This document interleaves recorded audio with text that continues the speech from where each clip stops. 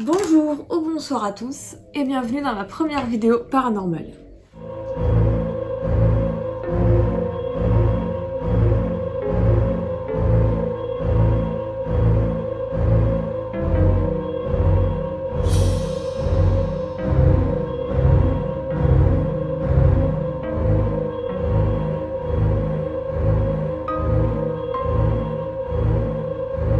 Alors on se retrouve aujourd'hui pour vous parler de mon premier appartement dans lequel j'ai emménagé en 2017 et il s'est passé des choses pas très...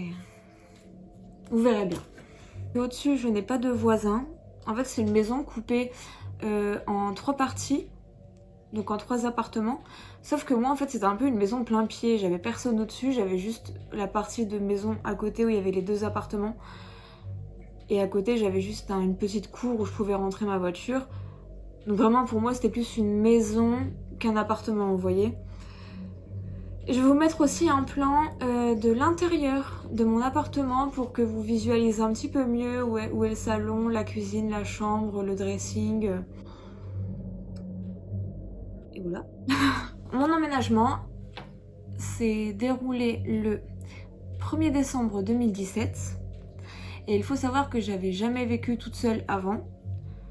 Donc je savais que j'allais stresser et que ça allait me faire bizarre de me retrouver toute seule. Parce que j'ai toujours vécu en couple avant ou alors chez mes parents. Donc habiter toute seule d'un coup, c'est vrai que je savais que ça allait être compliqué. Le jour où j'ai emménagé, c'est mes parents qui ont emménagé mon appartement parce que moi j'étais au travail. Et donc encore merci à eux parce que sinon j'aurais galéré pour déménager.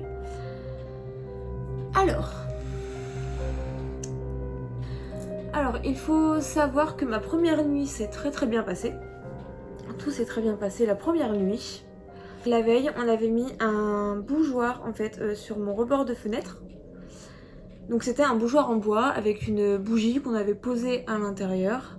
Donc faut savoir que vraiment l'espace sur le rebord de fenêtre était de ça, enfin vraiment il y avait pile poil la place pour que le bougeoir ne tombe pas. Et donc je rentre du travail à minuit, je vais me coucher, je dors très bien cette première nuit, un petit peu stressée de me retrouver toute seule, mais ça va. Le lendemain matin je me réveille, et là, comment vous dire que ma bougie était sortie du bougeoir, elle était à l'envers et mon bougeoir il était aussi à l'envers. Enfin vraiment, la bougie était vraiment à l'envers quoi, à côté du bougeoir. Donc j'appelle ma mère en panique, je lui dis maman il s'est passé quelque chose de bizarre. Enfin je lui raconte et elle me dit non mais c'est peut-être Zézette. Donc il faut savoir que Zézette c'est mon chat.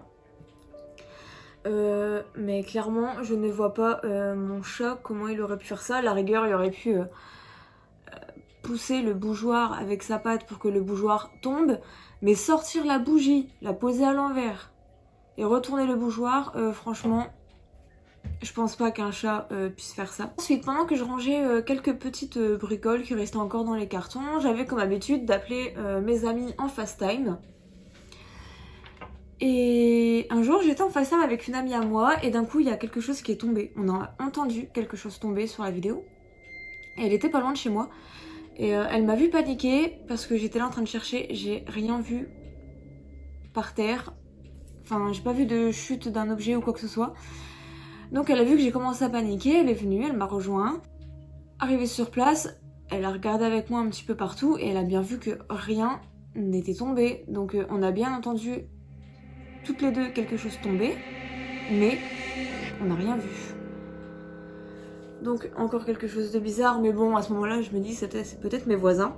Il faut savoir que quand j'ai emménagé, j'ai demandé pourquoi les anciens locataires étaient partis. Et il m'a clairement répondu que les anciens locataires étaient partis du jour au lendemain sans prévenir personne. Donc ça m'a semblé bizarre. Et c'est vrai que dans mon appartement, il y avait une trappe au plafond. J'ai jamais su ce qu'il y avait au-dessus. J'ai jamais rien eu pour y accéder non plus. Mais ça m'a jamais inquiété plus que ça. Enfin, on a déjà essayé de l'ouvrir mais on n'arrivait pas. Donc tant pis, on a laissé tomber. Voilà quoi. Ensuite est venu un sentiment très étrange, c'est-à-dire que je me sentais apeurée dans cet appartement, je me sentais pas à l'aise, je me sentais observée tout le temps. Vraiment, c'était un sentiment très bizarre. Je savais que j'étais seule, mais j'étais pas seule non plus. C'était très bizarre comme sentiment. Et en contrepartie, quand je sortais de l'appartement, il y avait comme quelque chose qui m'appelait vers l'appartement, qui me disait non, faut que tu rentres, faut pas que tu restes dehors, tu rentres quoi. Enfin, comme si qu'il y avait une force qui m'attirait vers la maison. Voilà, ça c'était une attirance que j'avais vers la maison. Quand j'étais loin de chez moi, je me sentais pas bien. Mais quand j'étais chez moi non plus, parce que je me sentais observée et très mal. Ensuite j'ai commencé à ne plus être seule parce que je me suis mise en couple et du coup la personne a emménagé avec moi, si on peut dire ça comme ça. Donc souvent pendant la nuit je faisais des cauchemars, j'allumais mon flash, enfin c'est quelque chose que je fais très souvent.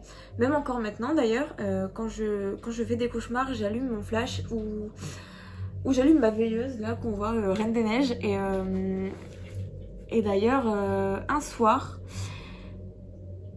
je me suis réveillée. Il devait être quoi, 2-3 heures du matin, et je me réveille. Et je vois une ombre au bout de mon lit, marcher. Je me dis que je viens de faire un cauchemar, donc c'est mon subconscient qui est encore en train de travailler et que ça y est, je vais refaire une crise d'angoisse. Donc comme toujours, j'allume ma lumière. Et j'avais mon chat au bout de mon lit, Zézette, qui dormait. Et quand j'allumais la lumière, forcément, elle s'est réveillée. Et je l'ai vue suivre quelqu'un du regard comme ça et regarder quelqu'un sortir de la pièce. Donc moi, je voyais plus cette ombre, mais mon chat la voyait. Et là, je me suis dit, ok Estelle, tu rêves pas, t'as bien vu quelqu'un marcher au bout de ton lit. J'ai essayé de réveiller mon copain, mais pas moyen. Donc du coup, je me suis levée, j'étais dans le salon. J'ai regardé des films toute la nuit, j'ai fait nuit blanche et après je me suis dit si c'est vraiment quelque chose qui me veut du mal, elle aurait pu m'attaquer à ce moment-là ou à plusieurs moments où j'ai été toute seule dans mon appartement. Donc pareil, un jour j'étais en train de dormir avec une amie, donc on dormait dans le même lit. Elle m'a déjà dit qu'une fois elle s'est réveillée en pleine nuit et quand elle s'est retournée pour voir si je dormais bien, elle a vu quelqu'un qui était assis à côté de moi en train de me regarder dormir. Donc encore une fois, j'ai pas de preuves de ce que j'avance, hein, c'est juste des on-dit. Parce que moi à ce moment-là je dormais, j'ai vu personne. Cette même personne a dit qu'elle avait senti quelque chose faire ça avec ses cheveux en pleine nuit. Vous voyez quand on touche aux cheveux comme ça. Elle a senti ça en pleine nuit. Mon micro-ondes a commencé à dérailler, c'est-à-dire qu'il faisait des bip bip tout le temps. Et un soir, j'étais avec mes 2 meilleures amies de l'époque. Et là, mon micro-ondes, il recommence à dérailler. Et mon meilleur ami, il dit Estelle, ça se trouve, l'esprit qui est chez toi, il essaye de te communiquer en morse. Mais on prenait ça un petit peu à la rigolade, vous voyez, enfin... On n'avait pas eu des choses non plus hyper graves, enfin franchement, il n'y avait rien à craindre quoi, enfin c'était pas méchant. Quand mon meilleur ami a dit ça, le micro-ondes, je vous jure, les bips ont commencé à s'accélérer. C'est parti en cacahuète. Et on ne sait toujours pas pourquoi le micro-ondes a fait ça, parce que par la suite, on a essayé de regarder si c'était du morse ou pas, et en fait, pas du tout. Donc... on ne sait toujours pas pourquoi mon micro-ondes faisait ça. Il le fait encore de temps en temps. Regardez, là par exemple, il est branché, enfin... On l'entend pas quoi. Quand on était dans le salon, on entendait souvent des... qui venaient de la salle de bain. Vraiment des... Comme si il y avait quelqu'un qui tapait dans la salle de bain ou quelque chose comme ça. J'ai des frissons.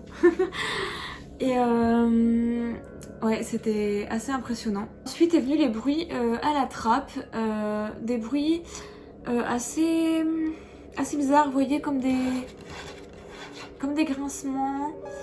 Je sais pas comment vous expliquer, mais c'était vraiment des bruits bizarres. Et d'ailleurs j'ai même une vidéo parce que en fait à ce moment-là je communiquais avec mes potes soit par FaceTime, soit par vidéo Snap. Donc enfin franchement j'étais toujours en train de me filmer, clairement. Et j'ai enregistré quelques snaps où on voit que je suis quand même assez paniquée.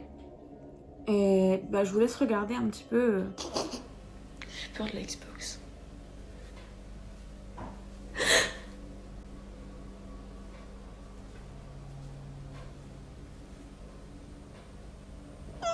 Je me sens oppressée, j'aime pas.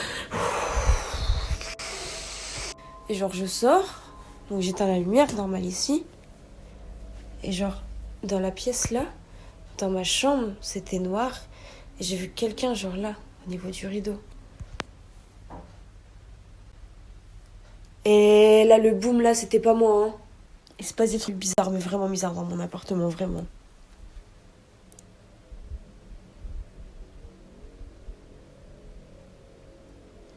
Tu vois, des fois je bloque comme ça. Pourquoi je fais ça?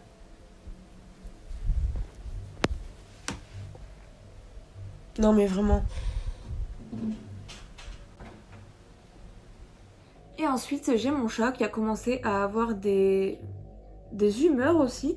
Elle pouvait passer d'un état hyper fatigué à d'un coup commencer à jouer, comme si on la réveillait et qu'on lui lançait une balle. Elle courait entre le dressing et la salle à manger et elle faisait que des allers-retours entre ces deux pièces, comme si qu'elle rejoignait quelqu'un, qu'on lui lançait quelque chose, qu'elle allait chercher et qu'elle ramenait. Vous voyez ce que je veux dire? Enfin, comme un chien, sauf que c'est un chat quoi. Et ensuite après ça, quand moi je lui lançais une balle, elle allait chercher la balle, elle me la ramenait. Enfin vraiment bizarre quoi. Et du coup j'ai préféré partir de cet appartement parce que vraiment ça jouait sur mon humeur. Je dormais plus la nuit. Je suis désolée, je suis en train de paniquer parce que en fait pour faire cette vidéo j'ai mis mon appartement dans le noir et j'ai juste laissé la lampe rouge là, donc c'est génial, on adore. Enfin bref. Et du coup j'ai des frissons partout. Et donc j'ai commencé à très très mal dormir. Je dormais plus dans ma chambre, je dormais dans mon canapé, devant la télé. Il faisait froid dans mon appartement, que ce soit l'été ou l'hiver. On avait beau mettre le chauffage à fond, la facture d'EDF pourra témoigner. Ça ne chauffait pas, on avait froid, on était obligé de garder nos manteaux. C'était vraiment vraiment horrible. Horrible et je veux plus jamais revivre ça, même si on m'a jamais vraiment fait du mal, genre j'ai pas eu de bleu, enfin j'ai pas... C'était un mal-être intérieur que je ressentais dans cet appartement et vraiment une fois que je suis partie ça m'a relâchée, mais vous imaginez même pas à quel point. Et voilà, c'est la fin de cette vidéo, j'espère que ça vous aura plu.